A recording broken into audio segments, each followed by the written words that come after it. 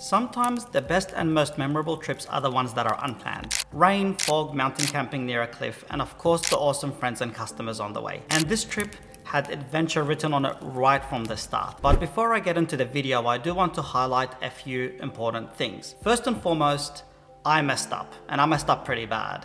I'm not the most experienced YouTuber or videographer in the world, and unfortunately, some of the footage that I shot during the trip wasn't in focus and just can't be used. This is why I'm here in the garage, recording the gaps to fill in for what I stuffed up. Second, this trip was not a general camping or business trip.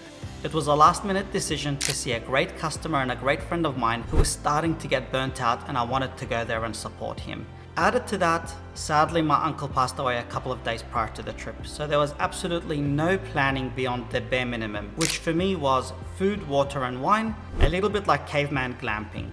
Now this is out of the way, let's get stuck into the trip. In true bush business style, it was of course raining, and after a couple of hours on the highway, I reached my first stops, TJM and ARB on the Central Coast. After having a quick chat with them, it was out to catch up with my mate Ben for some brunch and a meeting with one of his customers, the local Toyota dealership, and chat business and IGL Aegis. Luckily by this point, the rain had stopped and I started making my way out to the Hunter for an absolute picturesque free camping spot. I decided to make the most out of the break in the weather and quickly set up my camp, get the fire going, pour myself a cup of fermented grape juice, and fire up the camera so I can give you a little bit more detail about the trip so far. Can you believe how bloody cold it is? It's almost like winter, and I'm wearing a beanie, but last week it was 40 degrees Celsius. Can you believe that? Dinner is done, I'm having a drink, relaxing, the sun is setting, and hopefully I'm going to try to get some beautiful nighttime photography, although it is cloudy. I don't know which way the sun is going to rise, but if it does rise that way, I'm going to try to capture some images. Other than that, let's revisit some of the things I wanted to do today and see if I hit those targets. I wanted to go see some new customers, and I did.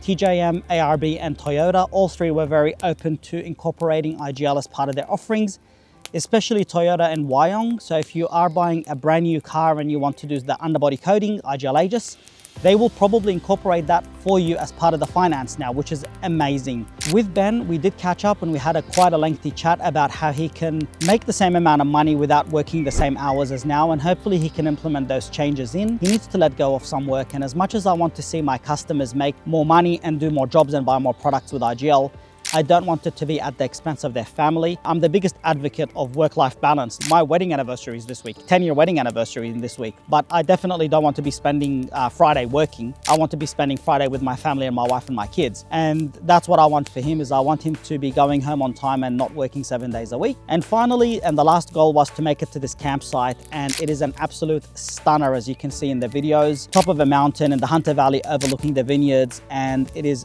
absolutely peaceful. I am the only sound here other than birds and nature. So it is absolutely stunning. Cannot recommend this any higher. It's a little bit of a tough track to get into for non 4x4s, or especially 4x4s without any clearance. So make sure you have a capable vehicle, but it's not too hard to get in here. Most of the road is fairly graded, a little bit corrugated, but fairly graded. Pretty much after this point in the video, it did start to bucket down again, and I decided to call it a night. I went up in the tent and I had a very uncomfortable sleep because I couldn't level the Land Cruiser because the recovery tracks pretty much got stuck onto the mounting system, and there's a specific video for that you can watch up here and in the description below with my thoughts on the Rhino Rack recovery mount system.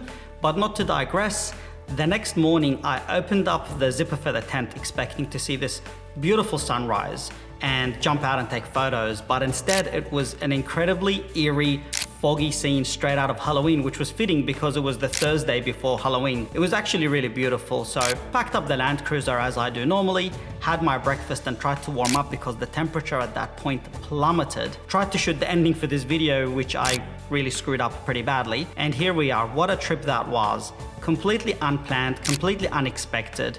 And what a beautiful place to camp that I'm really looking forward to going back again. The only thing is, I just need to make sure that I can level my car properly this time, because sleeping with the tent on such an angle was very uncomfortable.